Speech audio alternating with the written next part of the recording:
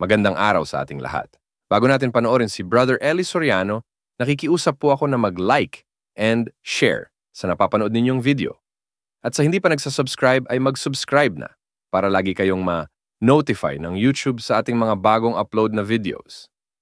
At sana panoorin na rin ang mga YouTube ads bilang suporta sa aking channel.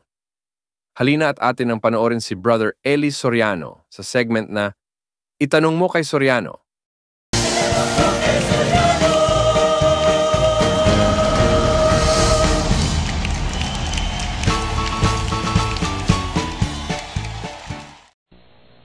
Good evening, Brother Eli. Maganda kayo po. My question is this. Do you perform spiritual healing to a person suffering serious illness like Almeida, Reverend Gallo, and others? Alam nyo, ang healing is an act of God. Hindi po kami nag-healing na kagayang ginagawa ng iba. It is only God who can heal a person. 32:39 of the book of Deuteronomy. Tingnan ninyo ngayon na ako sa makatwid bagay, ako nga at walang Diyos sa akin. Ako'y pumapatay at ako'y bumubuhay. Ako'y sumusugat at ako'y nagpapagaling at walang makaliligtas sa aking kamay. Ang nagsasalita po dyan, God the Father Almighty. Ang sabi niya rito, babasahin ko po sa English, ano po? Sabi niya, 32:39, See now that even I, am He, and there is no God with me. I kill, I make alive, I wound, and I heal. Neither is there any that can deliver out of my hand. Tingnan nyo, siya ang nagpapagaling, siya ang pumapatay, siya ang bumubuhay, siya ang sumusugat, siya ang nagpapagaling. Sabi ng Diyos. So in behalf of a person suffering with serious illness, what shall he pray? do? We pray to God. St. James, it's recorded in 5.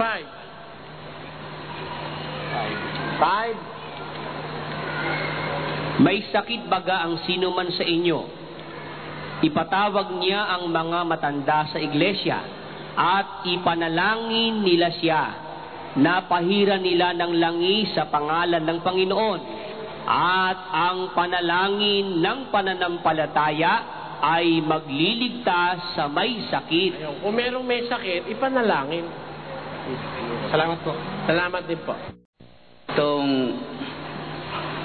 pangutana ako nining gabion, bahin sa akong tinabuyang Kristohanon, wala ko'y problema. Sa ako lang pangutanan ni gabion, bahin sa akong maigsuon, na mahibalag na ko bahin sa pagtuon sa Biblia.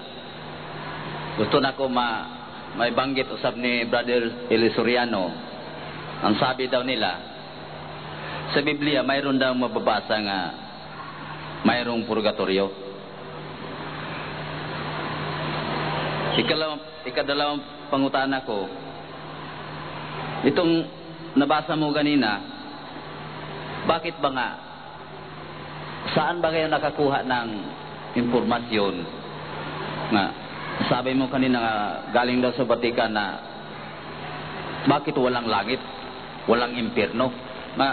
Sa lahat natin mga kababayan na mga Katoliko, totoo man niya mayroong impyerno, mayroong langit.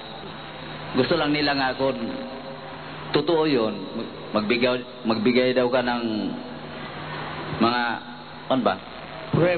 Prueba, oh. Alam nyo, ito lang ang banggit ko sa iyo. Alam nyo, meron pa talagang langit. Sabi nga ni Kristo manalangin kayo ganito, Ama namin, nasa langit ka. Our Father who art in heaven. Di may heaven, pag walang langit, lalabas, wala rin Diyos. Di ba? May langit Sabi ni Kristo ang ama niya nasa langit. Siya galing sa langit. Kung walang langit, saan ang galing si Kristo? Di ba? Sa 38 ng Juan. Pakinggan nyo. Sapagkat bumaba akong mula sa langit. I came down from heaven, sabi niya. Sabi ng Papa, wala raw langit. Si Kristo came from nowhere. Lalabas, wala siyang pinanggalingan.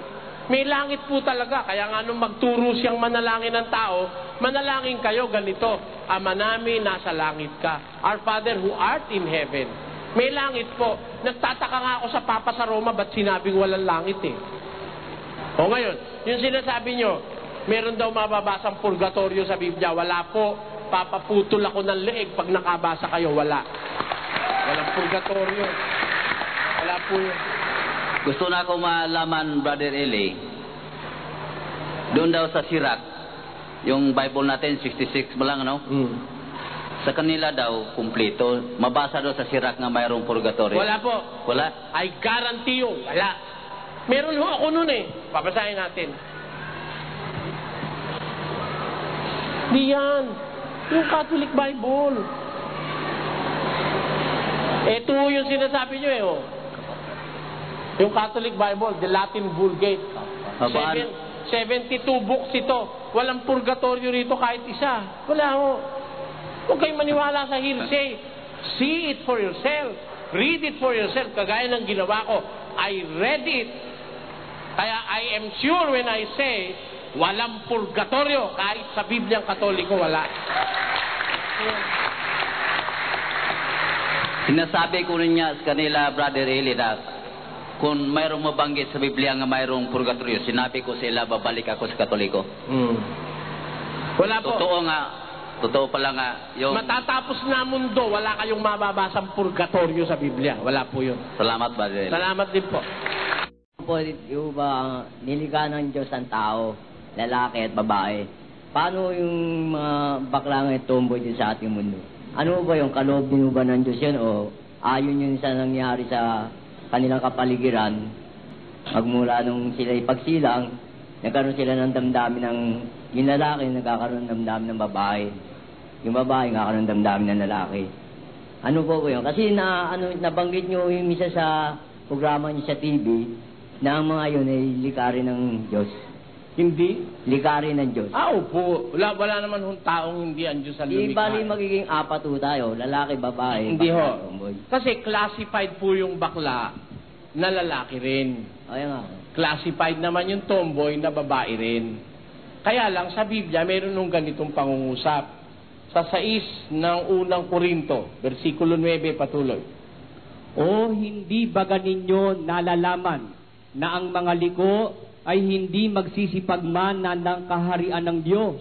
Huwag kayong padaya kahit ang mga mapakiapid, ni ang mga mananamba sa Diyos-Diyosan, ni ang mga mangangalunya, ni ang mga nagsasababae, ni ang mga mapakiapid sa kapwa lalaki. Meron tinutukoy sa Biblia, dalawa. Nagsasababae, tapos mapakiapid sa kapwa lalaki. Ngayon, pag nababasa nila yon, akala nung marami, yun daw bakla, yung nakikiapid sa kapwa lalaki. Pagka ba makikiapid ka sa kapwa lalaki, dapat pareho kayong bakla. Hindi kasi ang lalaki ngayon sinasabing bakla, parang nagsusot babae. Hindi nga po, sandali. Bigyan niyo po ako ng panahong masagot yung tanong niyo. Yung sabi ng Biblia na nakikiapid sa kapwa lalaki, it doesn't necessarily follow na bakla yun. Meron hong lalaki nakikiapid sa kapwa niya lalaki. Pero hindi bakla. Kasi kung parehong bakla yun, magsasabunutan yun, hindi mag-aapiran yun, ano? Ayaw naman ng bakla sa kapwa. Bakla, of course, di ba? Kaya nga nagkakaroon ng pag-aapiran, yung isa ron lalaki, yung isa bakla. Ngayon, yung isa ron nagsasababae. Yun namang isa, nakikiapid sa kapwa lalaki. Ngayon, ano sila? Di lalaki pareho. Sabi, nagsasababae, di lalaki. Oh. Yun isa, nakikiapid sa kapwa lalaki. O, di lalaki nga yung isa. Nakuha niyo po ang punto? Nakikiapid sa kapwa lalaki. O, di parehong lalaki. Ang tawag ng Biblia, parehong lalaki, hindi bakla. Oh. Lalaki pareho. Kaya nga nakikiapid kapwa lalaki. Di pareho ang lalaki. Ngayon, yan po, sabi nyo, ang tanong nyo kung saan ang gagaling yan. Marami hong pananaliksik na ginawa ang tao riyan. Meron sinasabi, nakakahawa raw yan. Saka sasama mo sa bakla, magiging bakla ka rin. Ako po, hindi ako naniniwala ron. Maaari, kasasama mo sa bakla, matuto kang makiapid sa kapwa mo lalaki, pero hindi ka mababakla. Gaya ho ng nangyari sa Sodom at Gomora. Pakinggan nyo. Sa 1 ng Roma, ganito ating mababasa. At gayon din naman ang mga lalaki na nang iwan na ang katutubong kagamitan sa mga babae ay nangagninga sa kanilang karumihan ng pita ang isa't isa na gumagawa ng kahalayan ang mga lalaki sa mga kapwa lalaki. Kita nyo? Nang iwan na ikanila ang katutubong kagamitan sa mga babae, nagninga sila ng pita ng isa't isa na yung lalaki gumagawa na ng kahalayan sa kapwa niya lalaki. Ano po ibig sabihin nito? Dati talagang hindi bakla ito. Dahil gumagamit talaga sa babae, sabi. Iniwan ikanila yung katutubong kagamitan sa babae, nagninga sila ng pita sa kapwa lalaki. Di lalaki talaga ito. Hindi bakla ito. Yang mga nasa Sodom at Gomora ho, hindi bakla ang karamihan doon. Ang nakaramihan doon, masyado lang na mahahalay. Kahit sa lalaki, pinauubra na. Para bang yung nakakulong sa munti, di ba?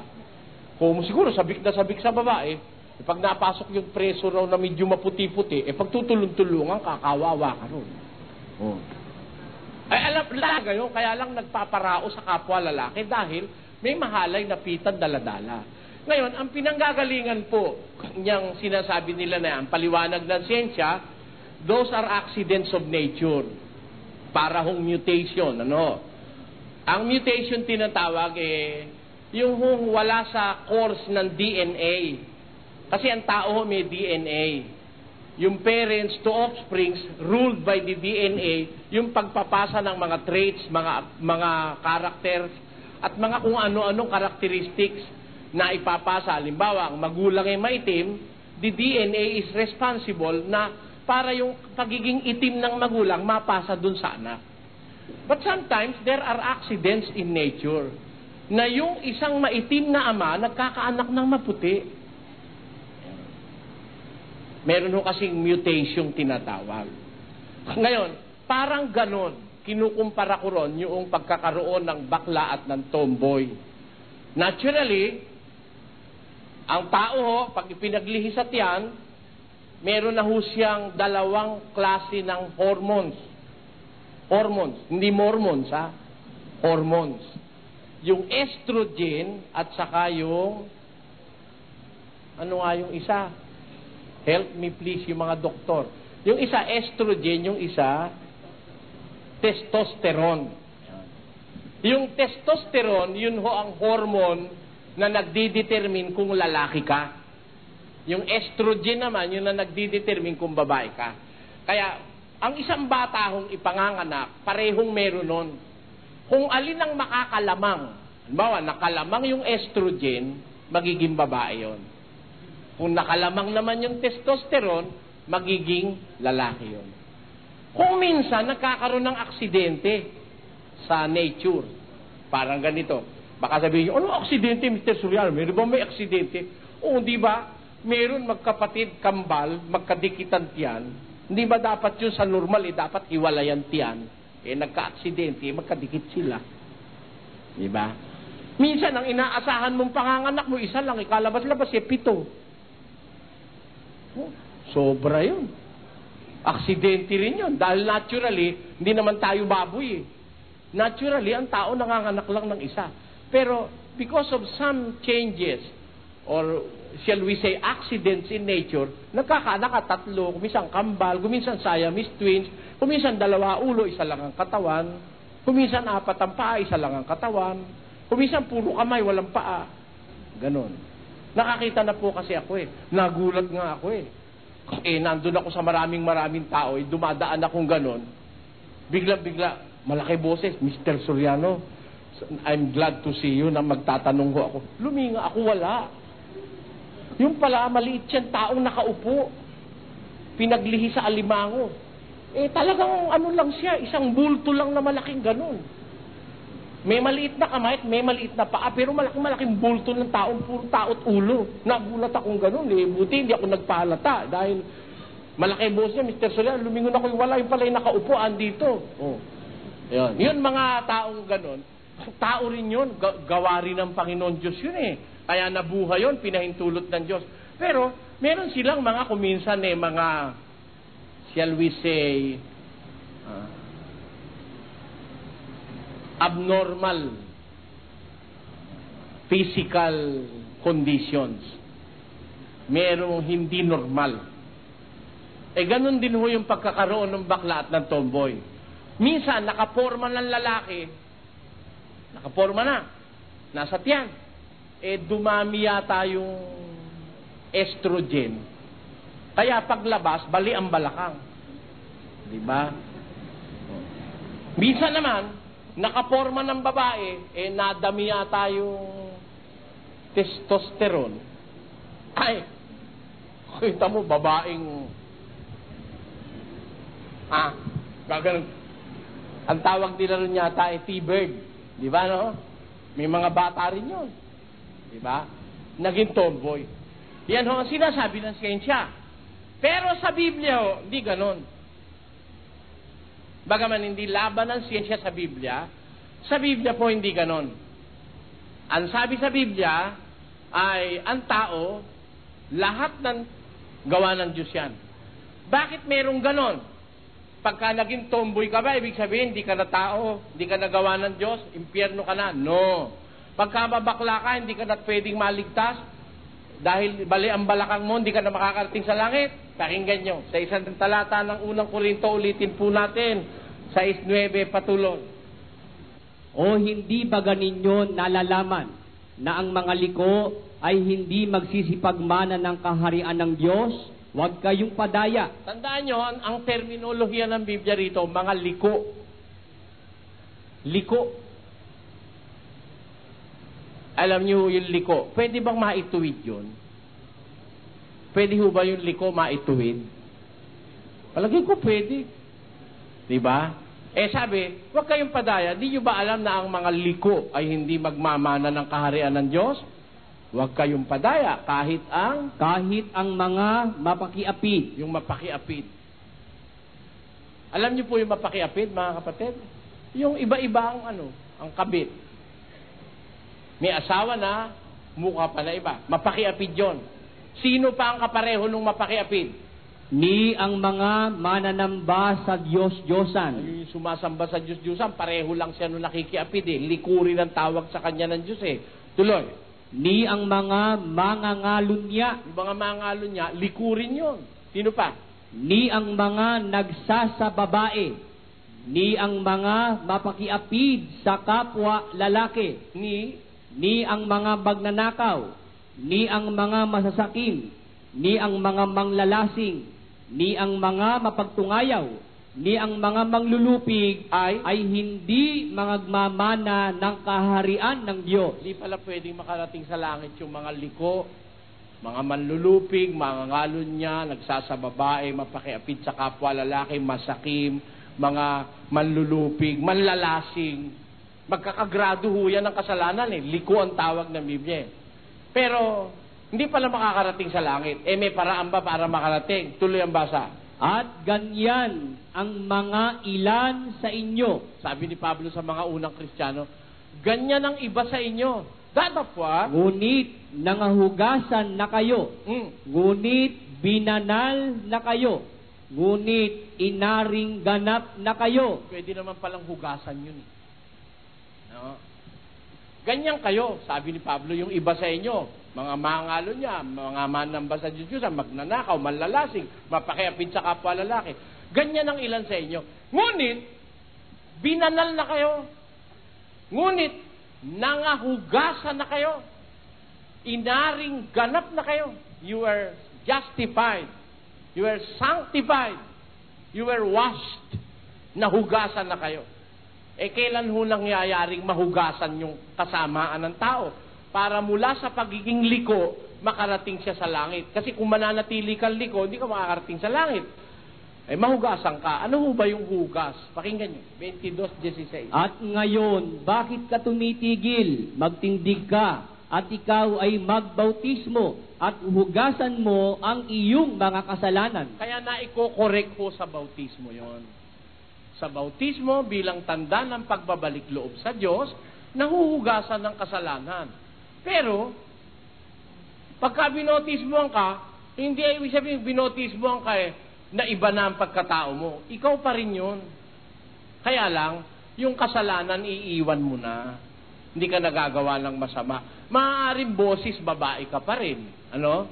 Maaaring kilos babae ka pa rin. Pero maliligtas ka na kung iiwanan mo na yung kasalanan. Sabi sa akin nung isa, hirap naman ikaw, brother, no?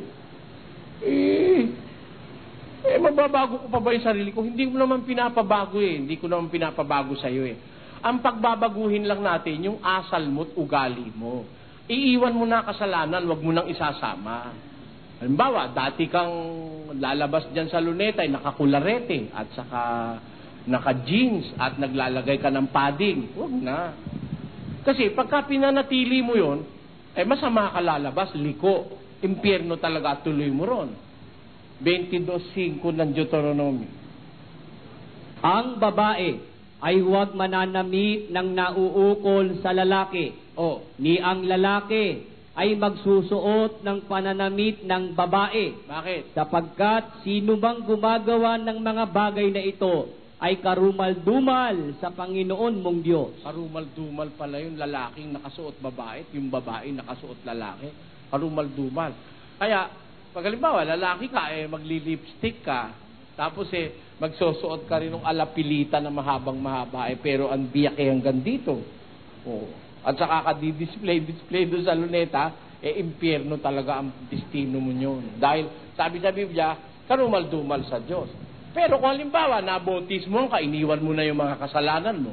Kahit nababosis babae ka pa rin, ano magagawa natin? Malangan namang ano ka, parang yung dun sa napanood kong bilang. Ako po, mga kapatid, dating bakla. Pero ngayon, lalaki na ako. Sabi ko, ay, bumigay.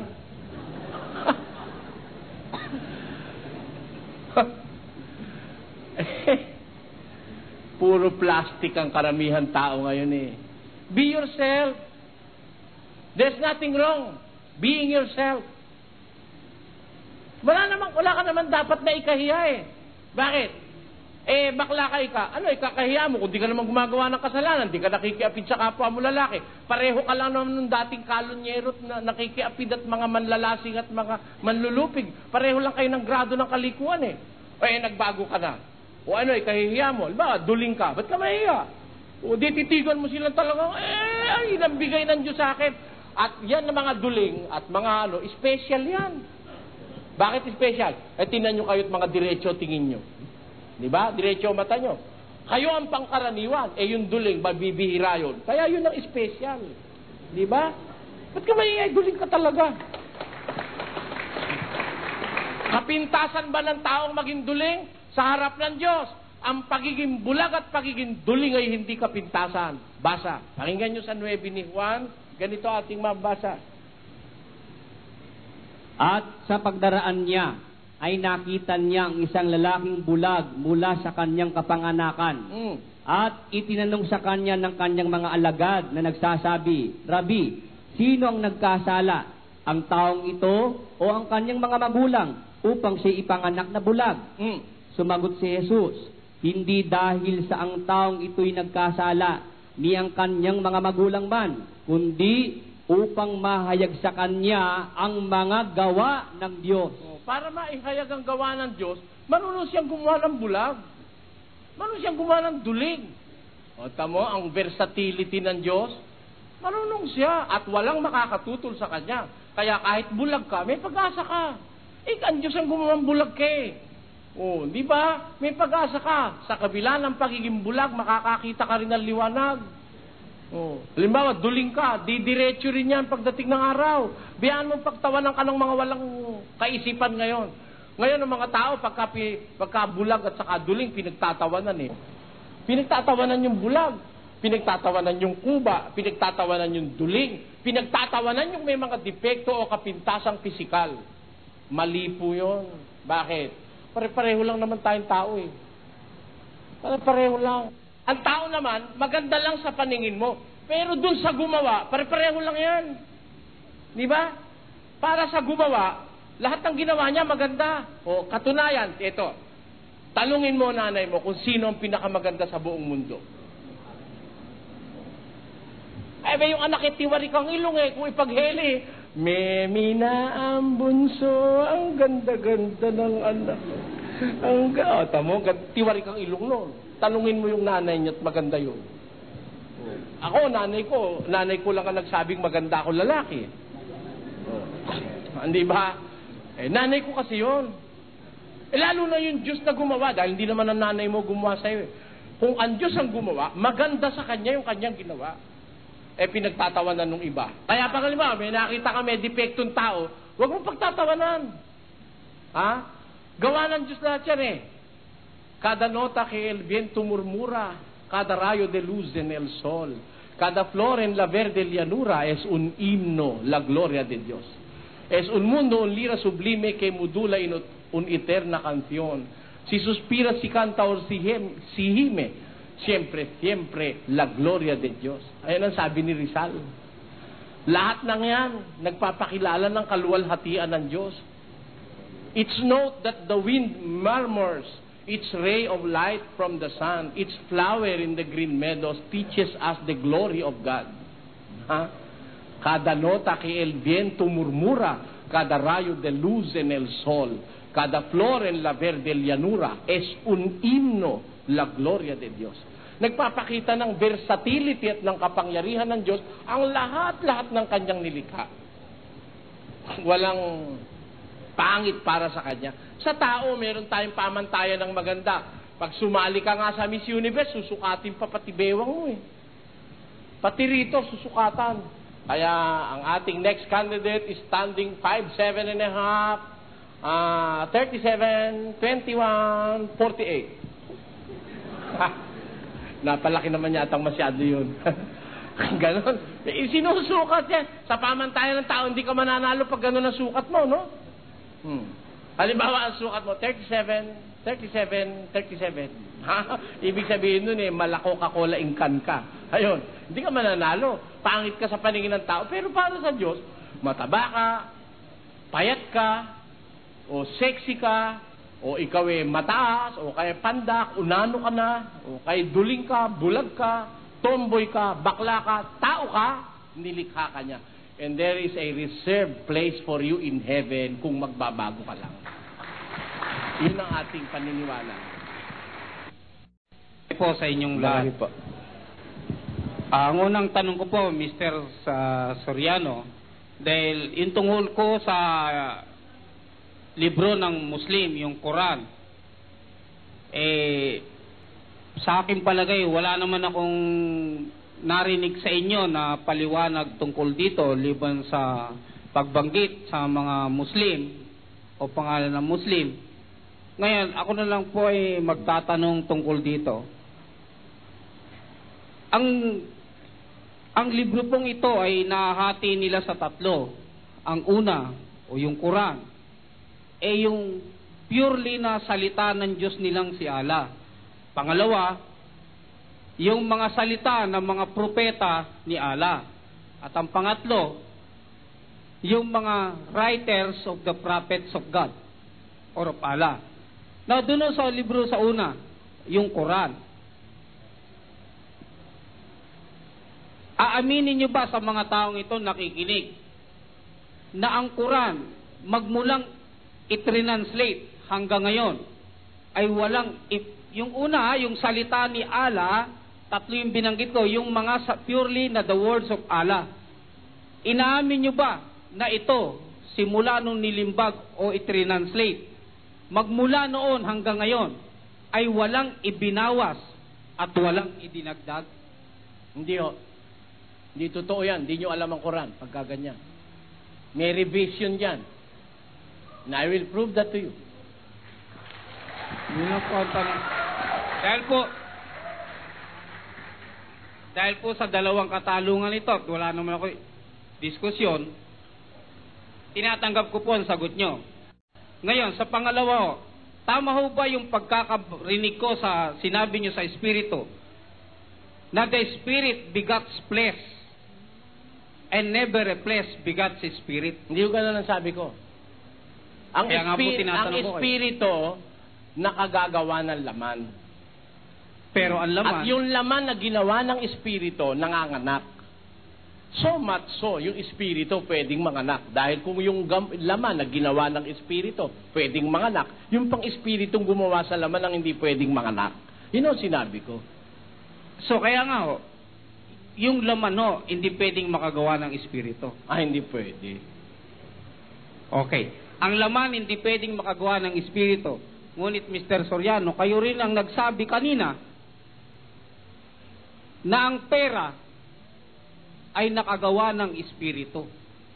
Yung espiritu ng mga tao. Wala akong sinabi na ang pera nakagawa ng espiritu. Sabi ko, may espiritu na bibili ng pera. Yun ang sabi ko. Kahit kung i-rewind natin, hindi ako magsasalita ng ganun.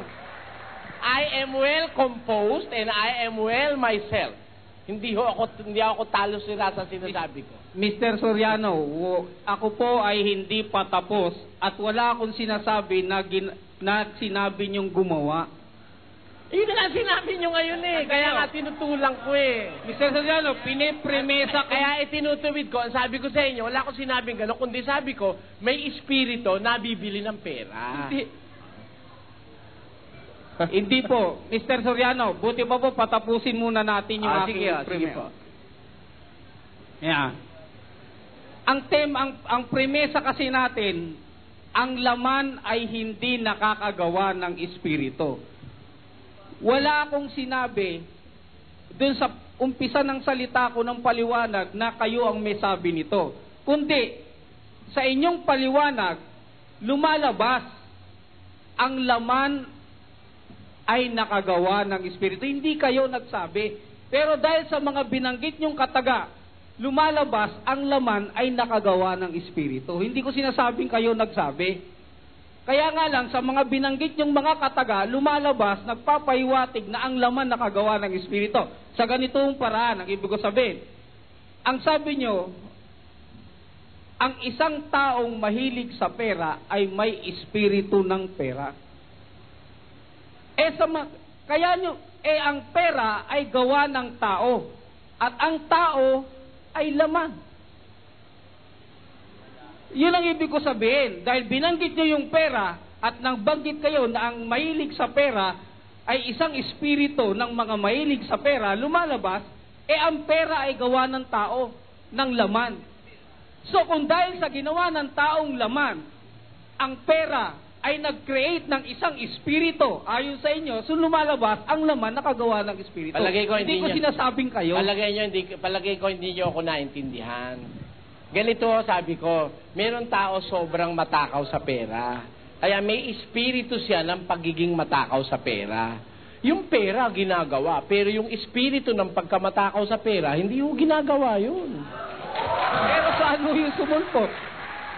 Hindi yung ginagawa yun. Kailan dumating yung espiritu ng pera? Ito ba'y may espiritu na kahit wala pa yung pera? Wala hong espiritu ang pera. Ang sinasabi ko, meron tao, may espiritu ng pagiging matakaw sa pera. Yan ang sinasabi ko. Parang meron tao, espiritu niya, matakaw siya masyado sa babae. Meron matakaw masyado sa pagkain.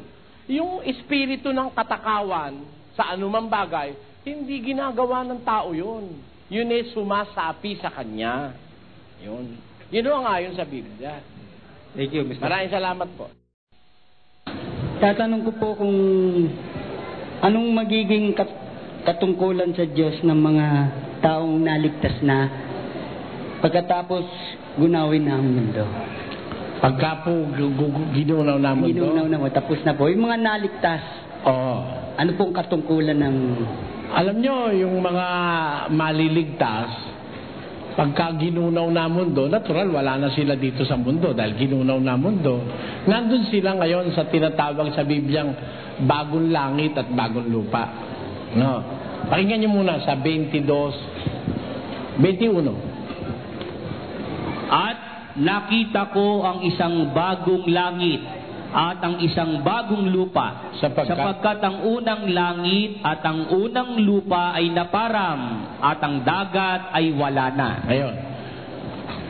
Nung makita ni Juan sa Apokalipsis po yung isang bagong langit isang bagong lupa. Sapagkat ang lupa ay naparam at ang dagat ay wala na. Therefore, ito yung tiyempong nagunaw na itong mundong ito, no? Nagunaw na ito. Ano kaya ang gagawin natin doon? Tanong nyo sa akin, ito katungkulan ano? Ang sinasabi po sa Biblia, yung wala pong wala pong ibang gagawin doon ang mga lingkod ng Diyos, kundi yung gusto ko lang po liwanagin, ang tanong nyo yung pagkatapos magunaw na mundo, Kasi napakalawak ng tungkuling gagampanan nila. Pagkatapos ng pagdating ni Kristo rito, meron pa po 1,000 taon yung tinatawag na millennium yung sinasabi nyo, nagunaw na yung mundo, lagpas na rin sa millennium yun. Ang nakasulat pong makikita natin sa Biblia, ang gagawin na lang nila, pag-awit ng mga pagpuri sa Diyos. Pagpupuri sa Diyos sa araw at gabi. Yun po ang mababasa na lang doon, bukod doon sa millennium. Mga pagpupuri at pag-awit sa Diyos. Salamat po. Wala na po kayo bang tanong? Wala na po. Bakit po tinanong yun? Ito ko lang pong wala na po tungkuling mabigat doon na magpapasang ka pa ng krus. Wala na po ron. Yun panahon na ng kaligayahan. Ang sabi, wala nang kamatayan, wala nang luha, wala ng panambitan, wala ng kalungkutan, ang lahat ng mga bagay ng una na param na. The opposite of every bad things that we experience on earth. Lahat ho ng kabaligtaran ng masasamang naranasan natin sa mundo, yun ngayon ang nakahanda ron. Ngayon, hindi ko po kayang isa-isahin sa inyo lahat yun. Alam nyo kung bakit, kapatid?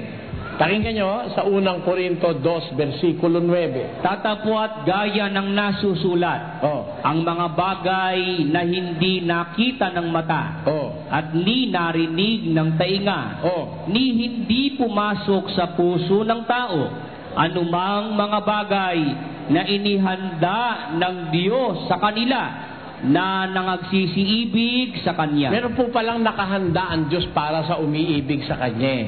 Ngayon, ang pagkakasabi ni San Pablo rito, mga bagay na hindi nakita ng mata, hindi narinig ng tainga, hindi pumasok sa puso ng tao. Kaya mahirap ko pong ipaliwanag yung buo na yon. Pero ang nakikita nating available information sa Biblia, pag nagbago na lahat ng bagay, nagunaw na mundo, nandun na tayo sa bagong langit, bagong lupa, kaligayahan, ang outline po nun, puro kaligayahan na Wala nang hirap, wala nang sakit, wala nang pananambitan, wala nang gutom, wala nang sama ng loob. Kaligayahan po yon. Hindi ko lang kayang ilarawan yon. Salamat po. Salamat din po. Magandang gabi pa, Brother Eli Soriano. Di ba, may nagbigay po sa akin, tukol po to sa 666. Tungkol sa? Ano po, sa 666 po, no? Sabi po sa akin, yung barcode po, ito po, dito po sa larawan, nilalagay po. Si Raulo lang gumawa niyan Si Raulo lang gumawa niyan. Mga po kasi, sinasabi po rito, ito sa ibang bansa. Hindi totoo yan, huwag ka maniwala dyan. Yan ang alibuom ng mga born again. Opo. Bigay po sa akin ng born again. Ba't magiging barcode yan? Wala namang kinalaman sa komersyo yung 666. Diba, sabi po kasi sa Biblia, kapag wala kang tatak, hindi ka makakabili. Hindi ka makakabili, hindi ka makakapagbili. Ngayon. Dito po, hindi rin kapag wala kang barcode, hindi ka po makakabili o makakapagligo. Hindi, pag walang barcode, hindi mo mabibili yung item. Opo. Pag walang barcode. Kailangan para mabenta yung ngayon lang pumunta ka sa Macro, punta ka sa SM, pag walang barcode di mo mabibili kasi nandoon naka-encode sa computer yung kung magkano presyo noon. Walang kinalaman yun sa 666. Saan po yung 666? Saan po ano yun? Termino religyoso yun sa relihiyon yun, dahil sinuhulaan yun sa Biblia. Religious yan may religious significance yung 666, hindi sa commercial yan. Kumbaga po, hindi po talaga rito. Hindi, kalukuhan lang ng mga born again yan. Kamaniwala dyan. Totoo ganito, yung sinasabi nila, lalagyan daw ang mga tao ng microchips dito sa ulo. Opo, sabi po nila. Lalagyan 666. Sino naman si Raulo magpapalagay ng 666? Meron ba nun? Kung alam mo na ikaw dinadaya, magpapalagay ka ba? Hindi. Ano yan? Religious terminology ang ginagamit dyan. Yung tanda sa kanang kamay at sa noo, yung kanang kamay, larawan ng paggawa yun. Symbolic of the way you do things. Yun namang noo is symbolic of the way you think. Kaya yung tanda ng Antikristo, makikita sa gawa at sa pag-iisip ng tao kung sino-sino yung mga Antikristo. Hindi yan physical na tatak, hindi yan physical na tanda. Neither it's a microchip, no. Kumbaga po, wala pong tatak sa noo. Nung pang-araw kasi meron na yan eh. Nung pang-araw may Antikristo na eh. Meron ng kapangyarihan yung 666 eh. Wala pa namang computer nun eh. Pakinggan mo ha, sa unang Juan, basa. Mumunting mga anak, ito ang huling oras. At gaya ng inyong narinig na darating ang Antikristo. Kahit ngayon ay lumitaw ang marami ng Antikristo. Panahon pa ng mga apostol, may Antikristo na eh. May computer na ba nun? Pero pag dumating po ba yung yung dakilang kapigatian, yung 666 po ba? Pahirapan po ba yung mga walang tatak? Pagdating ng? Yung 66 po. 66 ba o malaking kapigatian? Yung sabi po matagal nang dumating yung 666. Tapos na po? Oo, hindi pa tapos hanggang ngayon eh. Nandiyan pa yun eh. Ngayon nagpunta siya sa Canada yata eh. Matagal nang dumating yun. Sabi po nila, yung dakilang kapigatian daw po, yun daw po yung 666. Ha? 666 daw po yung dakilang kapigatian. Hindi yun. Yung malaking kapigatian, mararanasan nyo ng buong mundo. Pati yung mga lingkod ng Diyos makakaranas nun. Paano po yun? Paano? Paano po isasagot? Basahin natin. Mahirap yung daldalan tayo ng daldalan. Wala tayong basahan eh. 24, 21, 22 ng Mateo.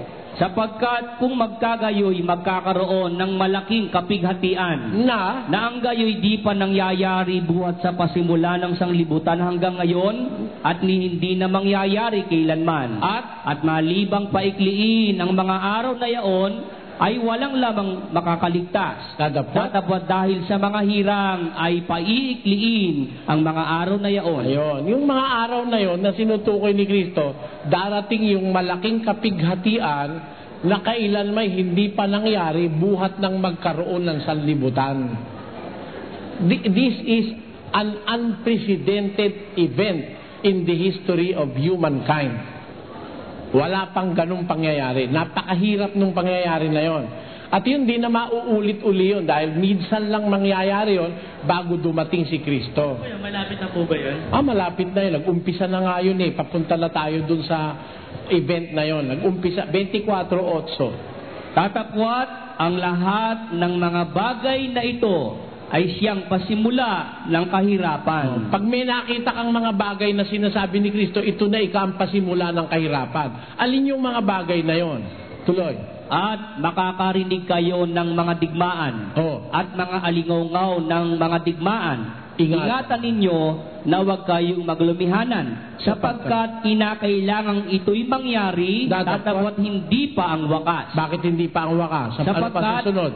Sapagkat magsisitindi ang bansa laban sa bansa, ang kaharian laban sa kaharian, at magkakagutom at lilindol sa iba't ibang dako, at tatapwat ang lahat ng mga bagay na ito ay siyang pasimula ng kahirapan. Pag nakita mo na yung lumilindol, nagkakagutom, nagdidigma ang bansa laban sa bansa, kaharian laban sa kaharian, ang mga bagay na ito ang wika ang pasimula ng kahirapan. Then nag-uumpisa na.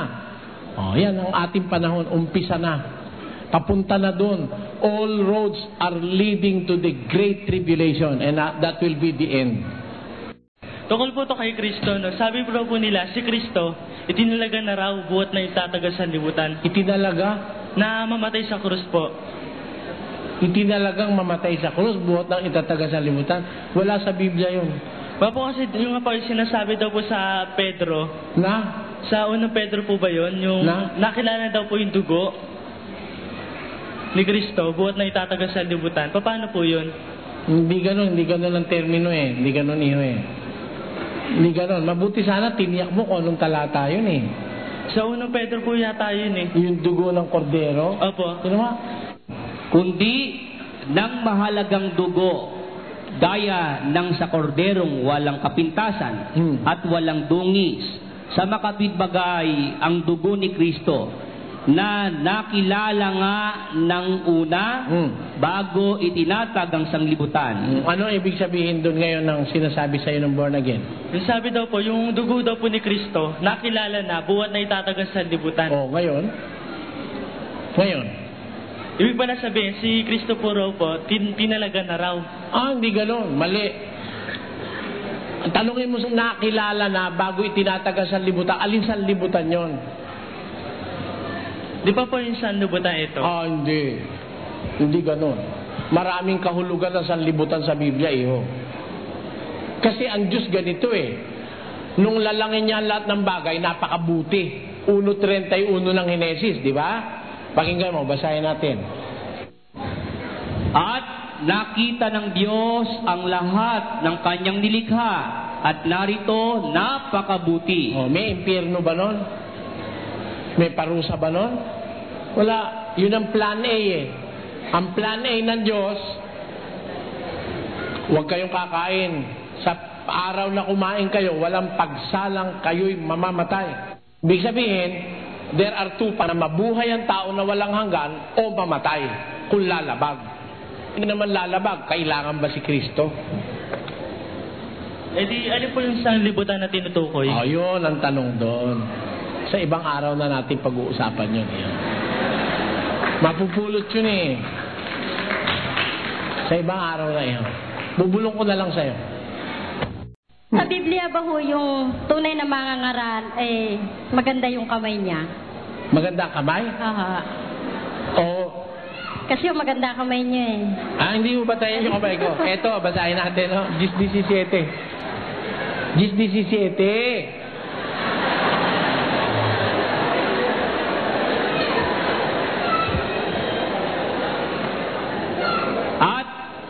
Gaya nga ng nasusulat.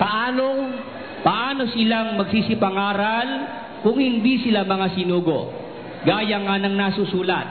Anong pagkaganda ng mga paa niyaong mga nagdadala ng masasayang balita ng mga bagay na mabuti. Yun yung mga ngaral na sinugo, ayon sa nakasulat, maganda ang paa.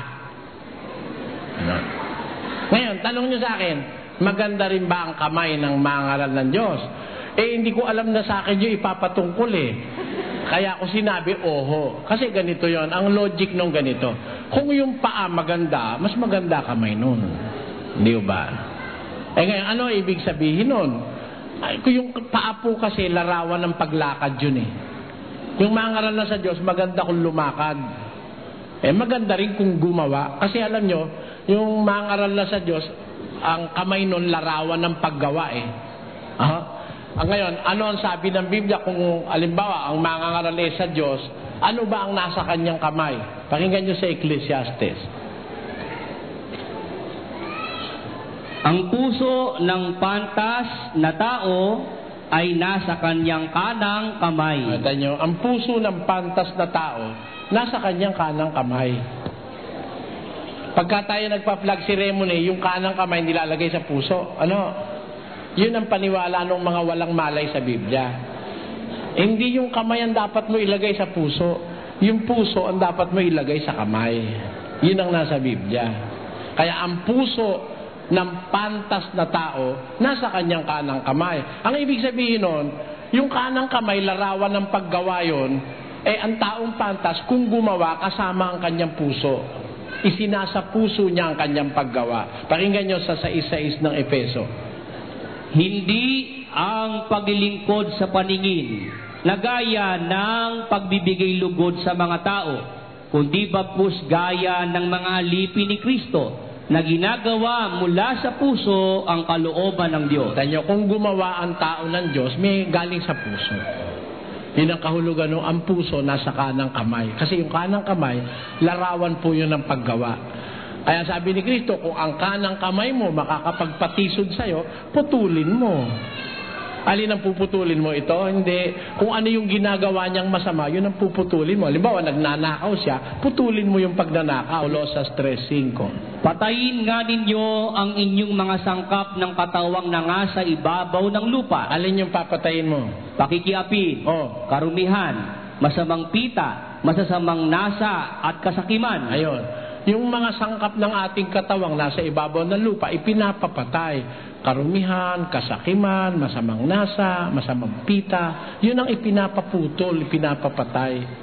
Hindi mismo yung kamay ang puputulin mo. Kasi pag pinutol mo na to, hindi ka na nga makakapagnakaw sa kamay mo, pero hindi ka na rin makakagawa ng mabuti. Dahil ito rin ang ipinanggagawa ng mabuti. Kaya ang ipinapaputol ni Kristo, yung masamang gawain, hindi yung mismong kamay. Kasi yung kamay larawan ng paggawa. Bakit sa inyong relihiyon, kasi umaattend na rin ho ako sa lokal ng Dandaya at sa Apalit, nakikita ko ho doon na ang mga kapatiran nyo, hindi ho matitingkad ang damit, pati ho kayo. Pero kay Brother Mike, talagang pulang-pula with matching bulaklak pa. Yun ho ba yung nasa Biblia din? Alam nyo kasi, may masamang inilalarawan kasi yung kulay pula. Pasintabi ho sa mga nakapula ngayong gabi, no? Iniiwasan ko talaga magsuot ng pula. At kasi ano po baka naman magalit yung mga nakapula. Sa bagay, hindi nyo naman alam ito. Siguro hindi ko kayo sinisisi, no? Pero sa konsyensya ko, ayaw ko magsusuot ng mga pula Alam nyo kung bakit? Pakinggan nyo ho.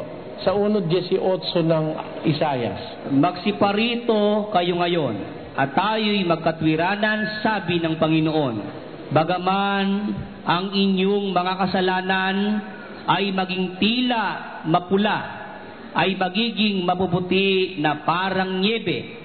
Bagaman maging mapulang gaya ng matingkad na pula, ay magiging parang balahibo ng tupa. Alam niyo yung pula, larawan ng kasalanan yun Simboliko ng kasalanan yung pula. Kaya yung hayop na 666, ang sabi sa Biblia, isang hayop na mapula. Yun ang sinasabi sa pasyon.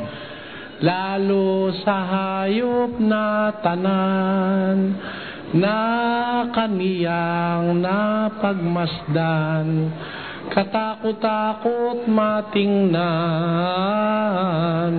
7 ulo, 10 sungay, iisa lang ang katawan. Ayun. Yung hayop na yun, na binabalita ng pasyon, nasa Biblia, kulay pula yun. Basa.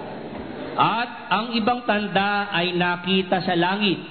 At narito, ang isang malaking dragong mapula na may 7 ulo at 10 sungay. Ayun. 7 ulo, 10 sungay, iisa lang ang katawan. Ayun, pula yun. Kaya ayokong magpula dahil baka mapunta sa akin yung tanda na yun. Ngayon, bahala na yung mahilig sa pula. Diretso, no? Hindi makakapagtago. Mangangaral ka, lagi ka nakapula. Pangit yun. Hindi ko naman sila sinasakop. Ako lang. Basta ako ayoko nang nakapula ako. Maraming salamat. Salamat. Magandang gabi ako, brother. Magandang gabi po. May tatanong na.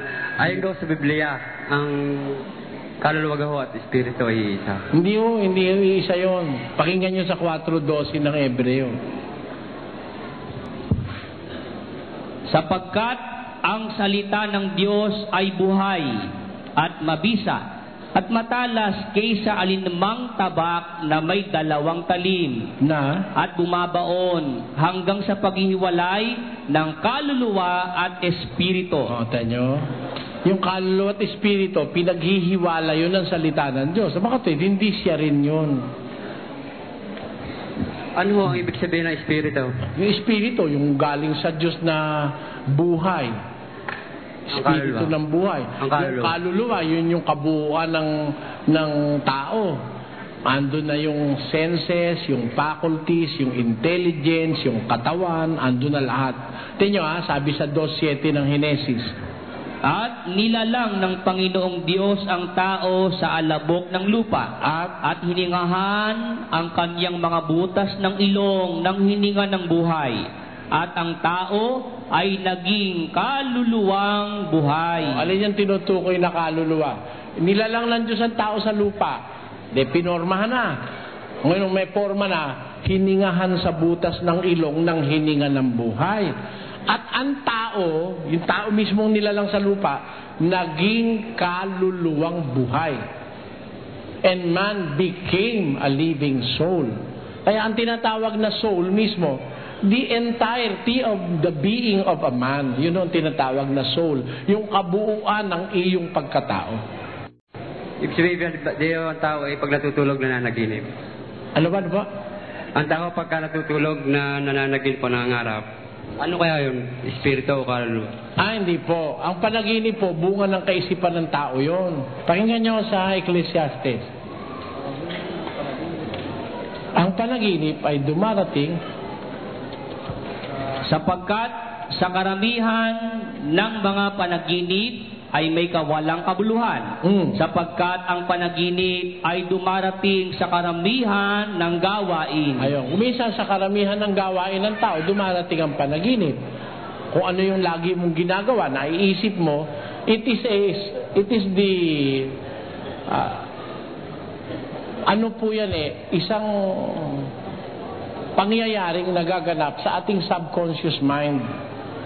Yung hindi tayo gising, subconscious tayo, dun dumadating yung panaginip.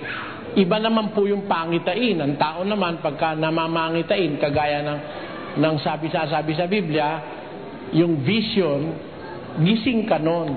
Yung panaginip, di ka gising, tulog ka. Ayun po, bunga ko minsan yan ng karamihan ng ginagawa.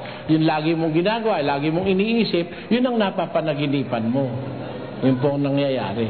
Pero hindi ho lahat ng panaginip may significance. May panaginip walang kwenta, walang kabuluhan.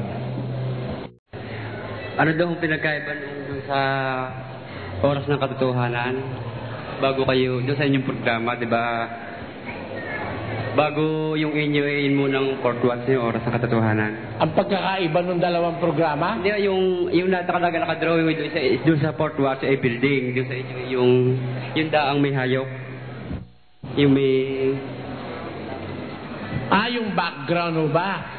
Akala ko yung pagkakaiba ng programa Di ba pagka nasa TV kayo, may sa inyo yung nakita yung may daan. Tapos may mga puno. Kasi yun sa Fort Watts, yung building na malaki. May symbolism po yung aming background. May daan, tapos may mga puno. Ang kahilugan po kasi ng mga puno, ganito, sa 61:4 ng Isayas. Upang sila'y matawag na mga punong kahoy ng katwiran na pananim ng Panginoon upang siya'y luwalhatiin. Yung pong mga punong kahoy, simboliko po yun ng mga tao na lumuluwalhati sa Diyos, kumikilala sa Diyos. Kung tawagin po ng Biblia, mga punong kahoy ng katwiran na pananim ng Panginoon. Ngayon yung kanila, mga building, siguro simboliko yun ng mga nakurakot sa daan na pera. Saka bakit daw sinusunog ang inyong biglang babasagin bago nag-aapoy? Sinusunog sila, naglalagay ng apoy Ay nga. Mainam naman yun. Alam niyo kung ba't mainam yun? Yun ho kasi salita ng Diyos, apoy yun Di ba? Nasa Biblia, salita ng Diyos, apoy. Siguro sila nagpapatunay na doon sa programa ko talagang umaapoy ang salita ng Diyos, ang dami. Sa programa nila, wala. Pakinggan nyo, basahin natin, no? Basa. Hindi baga ang aking salita ay parang apoy, sabi ng Panginoon? Hindi baga ang salita ko parang apoy. Mismong yun Diyos, apoy din Basa. Hebreo. Sapagkat ang Diyos natin ay isang apoy na mamumugnaw. Ang Diyos natin, sabi ni Pablo, ay isang apoy na mamumugnaw. Kaya pag inaapoyan nila ako, ibig sabihin nun, yung programa ko may Diyos, yung kanila wala. Yun ang kahulugan yun. Di ba bago kayo magsimula ng programa nyo, yun muna yung 4 watts? Ano ba? Bago magsimula yung inyong programa sa TV, una yung 4 watts Opo. Bakit daw lagi kayong binabatikos? Yung ibig sabihin kasi yung... humina ang koleksyon nila dahil sa akin. Humina ang koleksyon sa daan. Kaya lagi akong binabatikos.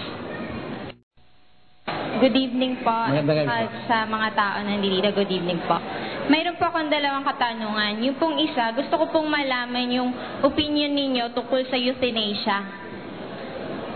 At saka kung pwede po magbasa, kung nasa Bible rin po ba yun?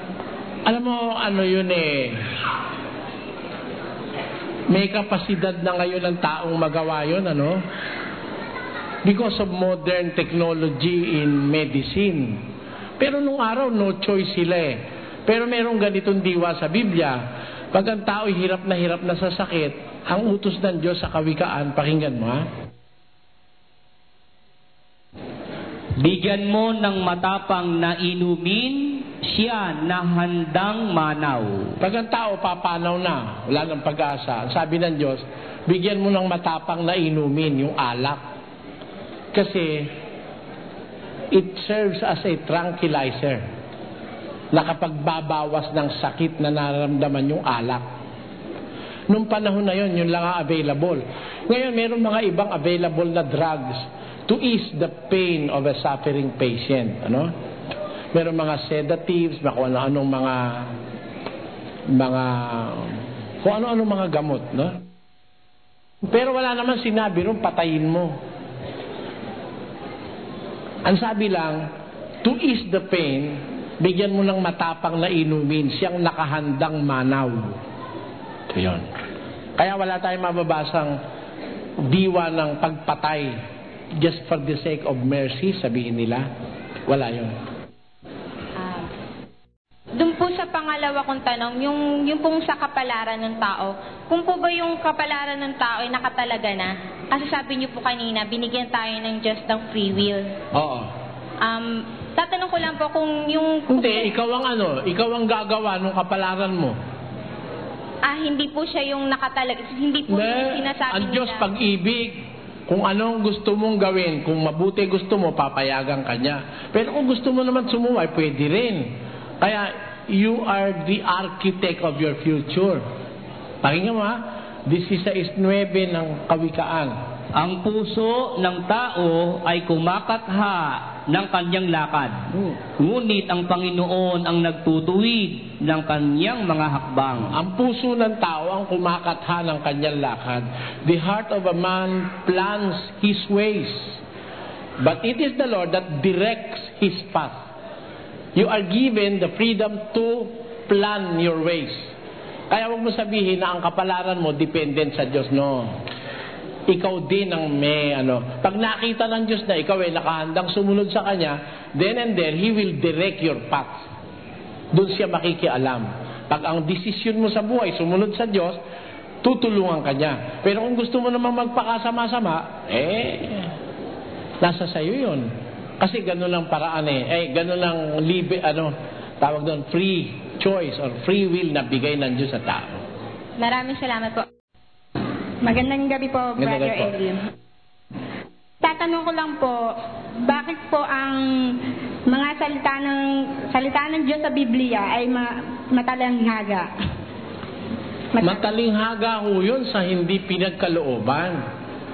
Pero kung pinagkalooban ka ng pagkaunawa, hindi naman matalinghaga yun Pakinggan nyo sa 4:11 ng Marcos. At sinabi niya sa kanila, sa inyo ay ipinagkaloob ang makaalam ng hiwaga ng kaharian ng Diyos. Tatapwat sa kanilang nangasa labas. Ang lahat ng mga bagay ay ginagawa sa pamamagitan ng mga talinghaga upang kung magsitingin sila'y makakita at huwag mamalas, at kung makinig sila'y makarinig at huwag makaunawa. Kanino matalinghaga? Doon sa labas. Sabi ni Kristo sa kanyang mga alagad, sa inyo ipinagkaloob makaalam ng hiwaga ng kaharian ng Diyos. Sa labas, talinghaga. Kaya tama yun sa pasyon Sabi sa pasyon, sapagkat pastor kang tunay nitong mundong kabilugan, ang obehang sino paman, kung di masok sa bakuran, hindi mo na sasakupan. Tama? May bakuran Pag nandun ka, walang talinghaga ron. Kaya lang talinghaga, mahirap intindihin pag wala ka sa bakuran. Pero pag naunawaan mo, wala namang mahirap kung naunawaan mo. Totoo po ba ang oyster ay nakakaalis ng kasalanan? Ano po yan? Yung oyster po, yung sinusubo po ng pare. Yung ibinusubo? Ano po? Nakakaalis ng kasalanan? Kung totoo po ba yun? Di sana ang babait ng Pilipinas. 400 taon na tayong ginaganunan eh. Hanggang ngayon, puro tayo salbahe karamihan, di ba? Di ba? Hindi totoo yun. Yung pong nanay ni John the Baptist, sakdal na matuwid. Ibig sabihin, wala pong kasalanan yun. Hindi. Hindi ba po ganon? Hindi ibig sabihin. Hindi ibig sabihin kung mo. Tapos meron, ang lahat ay nangagkasala nga, walang nakapagsalatian. Hindi ko mo sinabing sakdal, hindi na nagkakasala. Ang kahulugan kasi ng sakdal, iba sa Biblia kaysa sa alam ng tao. Yung sakdal, perfect yun sa English, no? Perfecto sa Kastila. Ano ba kahulugan sa Biblia ng sakdal? Pakinggan mo sa 3:2 ng Santiago. Sapagkat sa maraming mga bagay, tayong lahat ay nangatitisod. Kung ang sinuman ay hindi natitisod sa salita, ay isang taong sakdal ang gayon. Ayun. Ang tinatawag na sakdal, yung hindi natitisod sa salita. Pagka lahat ng salita ng Diyos, pinaniniwalaan mo, sakdal ka. Kahit nagkakasala ka, tinatawag kang sakdal dahil naniniwala ka sa lahat ng salita ng Diyos. Yun know, kasi inaano ni madlang awa eh. No? Ay, mali yun, mali yun. Napakaraming sakdal na tao sa Biblia. Pero ang sabi ng Biblia, walang tao na hindi nagkakasala. Di ba? Sa Biblia may sabi, kahit nga matuwid, nagkakasala pa eh. 7:20 ng Ecclesiastes. Tunay na walang matuwid sa lupa, na gumagawa ng mabuti at hindi nagkakasala. Walang matuwid sa lupa na gumagawa ng mabuti at hindi nagkakasala. Ibig sabihin, matuwid ka man, gaya ng mga apostol, nagkakasala pa rin. Pero tinatawag silang sakdal. Bakit di po kayo nagpapatawag ng pastor o sir, gano'n? Pastor? Oo, sir. Kasi yung pastor, hindi naman tawag yun eh. Tungkulin yun eh. Kaloob na tungkulin yun eh. 4:11 ng Efeso. At pinagkalooban niya ang mga iba na maging mga apostol. At ang mga iba'y propeta. At ang mga iba'y ebanghelista. At ang mga iba'y pastor. At mga guro. Yung iba, ebanghelista, pinagkalooban niya, iba apostol, iba propeta, iba pastor, at guro. Yun lahat kaloob yun eh. Ano ba yun? Tawag ba yun? Hindi eh. Kasi sabi ni Kristo, huwag kayong patawag ng guro o rabi. Sa mga kapatid, yung mga kaloob na yun, hindi dapat itawag yun. Yun, tungkulin yun, hindi tawag. Ang tawagan, magkakapatid. Nung kayo manggaling dito noong September 29, merong nagtanong sa inyo tungkol sa guhit ng palad. Sinasang-ayunan ba ho ng Biblia ang magbasa ng guhit ng palad? Kasi dati marunong akong bumasa ng guhit ng palad. Kung guhit po ng palad ang inyong titignan, yung karakter ng tao, okay po yun. Kung future at saka yung past. Pero yung future at saka past. Uportel nyo yung future ng tao. Yung past pwede.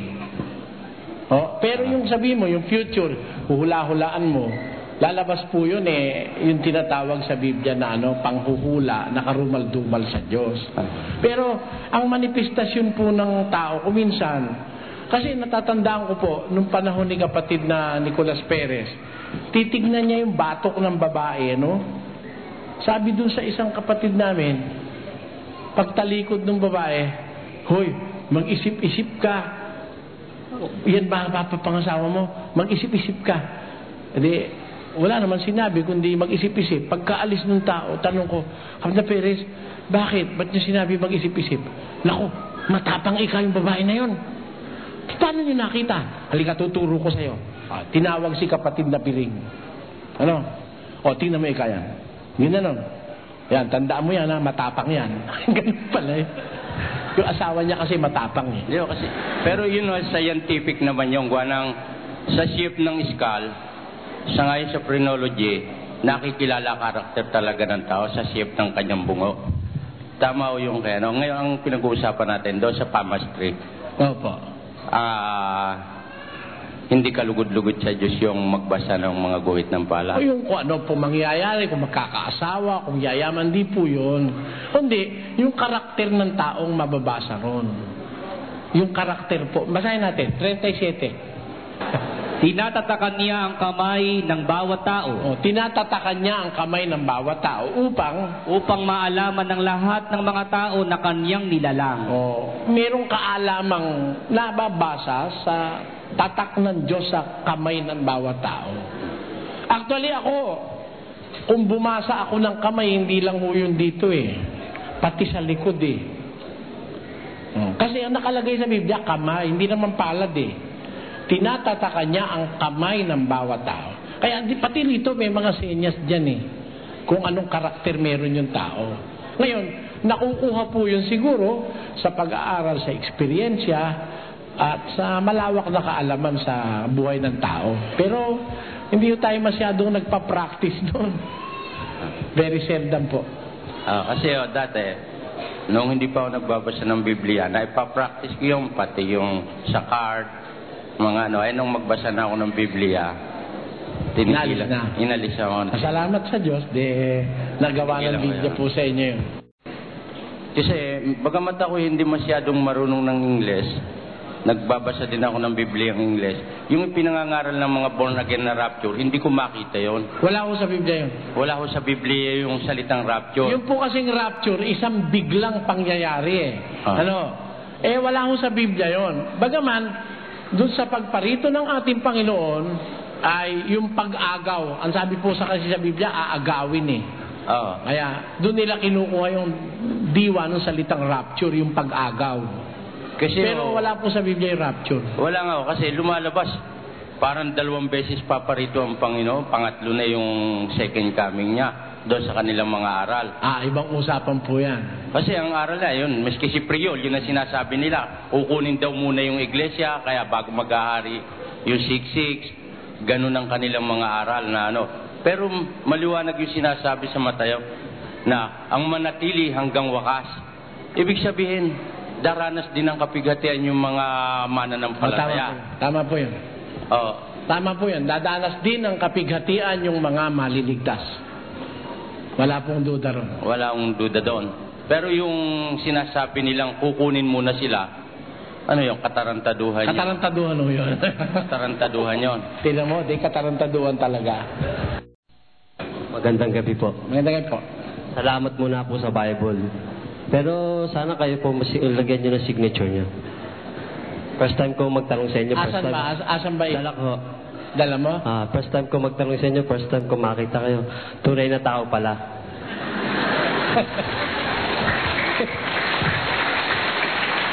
Parang nagdududa tuloy ako Hindi po. Sige po. Ito pong tanong ko, hindi ko po talaga tunay na tanong. Ito po tumawag po ako sa uncle ko sa Bikutan para itanong niya to. Sige po. Yung nga lang po nakasulat sa English. Baka kung pwede pong basahin. With the advent of modern science and the known planet in the solar system, you are going to travel thousands of years to reach every planet, and you are traveling in vast space. Where is heaven? So, where is heaven? Hindi ko masyadong nakukuha kasi maekong masyado yung tanong Pwede bang basahin ko na lang yun? Sige po. Thank you. With the advent of modern science and the known planet in the solar system, you are going to travel thousands of years to reach every planet. And you are traveling in vast space, so where is heaven? Alam nyo, sa Biblia, 3 heaven. There are 3 heavens in the Bible. Ang katunayan nun, sinabi ni St. Paul sa chapter 12 of 2 Corinthians ganito. Nakikilala ko ang isang lalaki kay Kristo na mayroon ng 14 na taon. Maging sa katawan ay iwan ko o maging sa labas ng katawan ay iwan ko, Diyos ang nakakaalam na inagaw hanggang sa 3 langit. Ayon. Meron 3 langit. Ang isang langit is the expanse that immediately covers the earth. Yun ang tinatawag na Earth's atmosphere. Di ba? Yun ang tinatawag na langit sa uno ng Henesis. Pakibasa. At tinawag ng Diyos ang kalawakan na langit, at nagkahapon at nagkaumaga ang ikalawang araw. Ayun. On the second day, pinaghiwalay ng Diyos yung tubig sa ilalim ng kalawakan sa tubig sa itaas ng kalawakan. At tinawag ng Diyos ang kalawakan na langit. Therefore, merong kalawakan na langit na tinatawag na may tubig sa itaas at saka sa ibaba. At yun, kung maintindihan natin scientifically, yun ang immediate atmosphere of the earth. Yung binubuo ng ionosphere, stratosphere, yung troposphere, yung mga fear na sinasabi sa science, yun ang maikukonsider natin isa sa mga langit. Ngayon, dito sa tanong na, if you are going to travel and to reach a planet, you will travel thousands of years. Ano? Ang tanong niya, where is heaven? Ang tanong ko, kung aling heaven yun? Yun ang sagot ko. Actually, tumaas ka lang sa lupa nasa heaven ka na Ano? Pero yung heaven na hinahanap ng tao kung asa ng Diyos, malayo yun. Mataas yun. Nasa third heaven yun, yung paraiso. Yan ang sinasabi sa Biblia. Inagaw siya hanggang paraiso sa ikatlong langit. Ang first langit na sinasabi, yung atmosphere of the earth.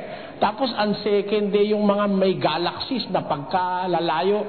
If you're going to traverse a galaxy, it will take you billions of years at the speed of light, ano? Lagpas pa nun, yung tinatawag na third heaven. Kung ang tinatanong mong heaven dito, yung heaven na where God dwells, pagkalayo-layo nun, lalagpasan mo yung una at ikalawang langit doon. Pero actually, pumanik ka lang sa bundok para ka nang nasa langit Dahil langit na rin yung kinaroroonan mo na yun na space Kung Biblia pagbabatayan. Anyway, marinig naman po ng uncle ko sa TV, mapapanood din. Magandang gabi Brad. Magandang gabi po. Ang itatanong ko lang tungkol doon sa nung pinatay ni Cain si Abel, di ba pinalayas siya ng Panginoon? Tapos bakit siya nakapag-asawa doon sa pinuntahan niya?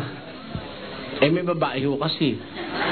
Kasi nung di ba si Cain at saka si Abel lang ang anak nila? Hindi ho. Hindi ba? Hindi ho. Ganito yun Nung patayin ni Cain si Abel, pareho na silang malalaki noon, matatanda na sila. Hindi ba si Eva at si Adan nung lalaki ng Diyos ang sabi ganito, 1:27. At sila'y binasbasan ng Diyos at sa kanila'y sinabi ng Diyos, kayo'y magpalaanakin at magpakarami at kalatan ninyo ang lupa. Pagkalalang sa kanila ng Diyos, binasbasan na si Eva at si Adan. Sabi, magpakarami kayo, magpalaanakin kayo. Ibig niyo sabihin, nung ipanganak si Cain, tapos si Abel, huminto lang manganak si Eva at si Adan. Wala namang family planning noon. Kasi siyempre, dire-diretso mga anak yun. Pakinggan nyo, basahin natin. 5:4. At ang mga naging araw ni Adam, pagkatapos na maipanganak si Seth, ay 800 taon at nagkaanak ng mga lalaki at mga babae. Di marami siyang anak, mga lalaki, mga babae. Hindi na lang sinasabi mga pangalan. Kasi ganito napanood nyo ba yung Ten Commandments? Hindi ho. Yung Ten Commandments, yung sa sine? Hindi ho. Ang daing gumanap doon. Ang nakalagay doon sa billing, si Charlton Heston, si Debra, si Yul Brynner, etc. Marami. Pero kung ilalagay mo lahat yung pangalan ng gumanap doon, doon lang sa kapapanood mo sa dain ng pangalan ng gumanap, 4 na oras na, hindi ka pa natatapos, sa billing. Ganon din naman ang Biblia. Kung lahat ng taong pangalang na buhay lalagay, pati kung sino-sino, hahaba pong masyado. Pero ang sabi, si Adan saka si Eva, nagkaanak ng mga lalaki at mga babae. Kaya po, nung si Cain ay pinalayas ng Panginoon, pumunta siya sa lupain ng Enok. Enok ba? Nod. Enod. Sa lupain ng Nod. Pagdating niya sa lupain ng Nod, yung asawa niya, nakilala niya doon sa lupain ng Nod. Nanganak siya. Alam nyo kasi ang pagkakadiferensya dyan doon sa nagbabasa. Kasi hindi sinabi na nanganak si iba ng babae, di ba? Nung anak nga, andun eh. Hindi ba binasa ko natin? Pakinggan. Ano ba siya? At ang mga naging araw ni Adam, pagkatapos na maipanganak si Seth, ay 800 taon at nagkaanak ng mga lalaki at mga babae. Nagkaanak siya ng mga babae. Hindi naman pwede magkasama si Cain ng lalaki rin eh. Paano silang dadamin mo? Sige. Kasi mayroong pumunta sa bahay na kaanib daw ng Iglesia ng Diyos kay Kristo Jesus at sinabi na mangangaral daw sa amin dahil ang mundo hanggang year 2000 na lang ho. Yun yung kabanal-banalang Iglesia ng Diyos, ni Payawal. Hanggang 2000 na lang daw ang mundo. Ganito sabihin nyo sa kanila, sa year 2000... mayroon pala kayong katulad ng pangalan? Oo, yun. At ang aral nila sa 2001, sa Enero 1 ng 2001, dadating na raw si Kristo. Sabi ko nga, sana ipahintulot ng Diyos na ako'y buhay pa nung araw na yon. Tinitiyak kong hindi totoo yun. Hindi totoo yun. Kasi sinabi ni Jesus tungkol sa araw at pakibasa. Ngunit tungkol sa araw at oras na yaon, ay walang makakaalam, kahit ang mga anghel sa langit, kahit ang anak, kundi ang Ama lamang. Kanyo, paano nilang naalaman wala namang makakaalam nun? Di ba tiyak na panluloko yun? Sige, salamat. Sige po, Magandang gabi po. Magandang gabi po. Alam niyo po, matagal na akong sumusubaybay sa inyo since 1985 o yata, 84 kay Manolo Pabiso. Until na ho, nakasubaybay pa rin ako. Kasi mayroon ako isang katanungan na gusto ko rin maintindihan. Ibig niyo po sabihin mula noong 1985 hanggang 1999, 14 na taon na, mayroon pang tanong na hindi po nasasagot sa inyo? Leo, kasi hindi ko po masyadong maanuhan kasi may aral din ho akong kasi marami rin ho akong pinag-aralan na mga iba-ibang sekta ho. Ang napag-aralan ko, ang pag-aaral po ng Diyos continuously from generation to generation. Ang tanong ko, yung po bang iglesia ng Diyos na kinainiba nyo raw po ngayon, na kayo na rin po may sabi na affiliated po kayo sa Bible, yung ba mga original na mga kaanib po ng iglesia ng Diyos, noon wala na ho ba ngayon? At kung ang mga exercises ho nila noon, kapareho din ng exercises. Siyempre, naturally, it is but logical to believe na wala na sila ngayon dahil physically, patay na sila That was 2,000 years ago. Wala naman taong nabubuhay na more than 1,000 years. Hindi ba? Sabi kasi ng Diyos kay Adan, sa araw na kumain ka niyaon, walang pagsalang ikaw ay mamamatay. Kaya hindi man nakaisang araw si Adan dahil sa Diyos, ang isang araw sa Panginoon gaya ng 1,000 taon. 930 years lang inabot ni Adan. Pinakamatandang tao si Matusalem, 969 years. Kaya wala naman taong mabubuhay ng mahigit sa 1,000 taon. Ano po ibig kong sabihin?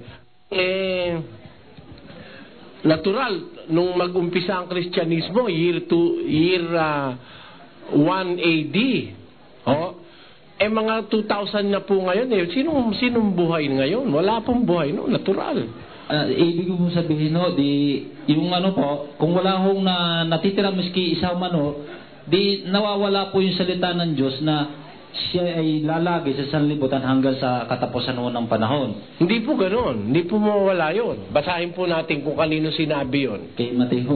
Mateo 28:18. Sinabi niya sa 11. At lumapit si Jesus sa kanila at sila'y kanyang kinausap na sinasabi, ang lahat ng kapamahalaan sa langit at sa ibabaw ng lupa ay naibigay na sa akin.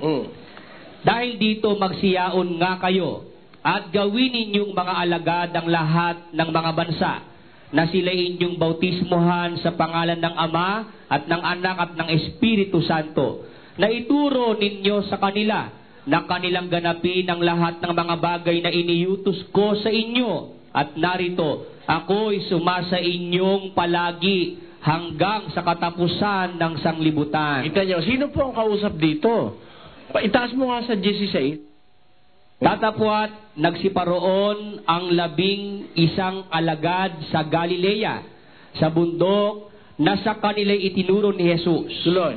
At nang siya'y kanilang makita, ay kanilang sinamba siya. Tatapwat ang ilan ay nag-alinlangan. At lumapit si Jesus sa kanila, at sila'y kaniyang kinausap, na sinasabi, ang lahat ng kapamahalaan sa langit at sa ibabaw ng lupa ay naibigay na sa akin. Dahil dito magsiyaon nga kayo. Sa mga tuwid, ang kausap niya po rito yung 11. Ang sabi niya doon sa 11, I will be with you even up to the consummation of the ages. Ako'y sumasa inyong palagi hanggang sa katapusan ng sanlibutan. Doon sa 11 niya ipinangako yun eh. Hindi ba? Yung bang 11 na yun, buhay pa ba? Tiyak na hindi na eh. Pero ano po ang tungkuling iniatang niya doon sa 11? Gagawa sila ng alagad sa lahat ng bansa. Paano nila magagawa yun? Namatay na sila. Yun ang question doon sa sinabi ni Kristo. Paano nila magagawa? Kasi hindi naman ho sila patay spiritually. Patay sila physically. Wala yung kanilang laman. Pero yung aral na kanilang ipangangaral, nakasulat sa Biblia. At yun ang sinasabi nila, maaaring makarating yun hanggang sa ating panahon. Pakinggan nyo, 1:2,8 ng gawa. Hanggang sa araw na tanggapin siya sa kaitaasan, pagkatapos na makapagbigay siya ng mga utos sa pamamagitan ng Espiritu Santo sa mga apostol na kanyang hinirang. Nung mabigyan niya na ng utos, anong sabi? Tatapwat, tatanggapin ninyo ang kapangyarihan pagdating sa inyo ng Espiritu Santo. At kayo'y magiging mga saksi ko sa Jerusalem at sa buong Judea at Samaria at hanggang sa kahuli-hulihang hangganan ng lupa. And you will be my witnesses in Judea, in Samaria, and up to the uttermost part of the earth. Kaya hanggang dito sa Pilipinas tumatagos yung pagiging saksi ng mga apostol. Ang pangako ni Kristo, sa kanila, sasamahan ko kayo hanggang sa katapusan ng sanlibutan. Kaya hanggang ngayon kasama nila ang Kristo Doon sa kanilang ipinangaral na nasulat sa Biblia, nakarating ito sa ating panahon. Pero hindi kailangan sila'y buhay. Hindi po, kasi po, ganito po ang parang nagiging logic ko. Kung meron kung nag-trace ho ang iglesia, meron ho siya pinaka-mother, kumbaga sa kumpanya ho, may pinaka-mother company ho siya. So, at least, may mga living witness ho, ang ibig ko sabihin. So, ang mangyayari ho... Hindi ho ganon.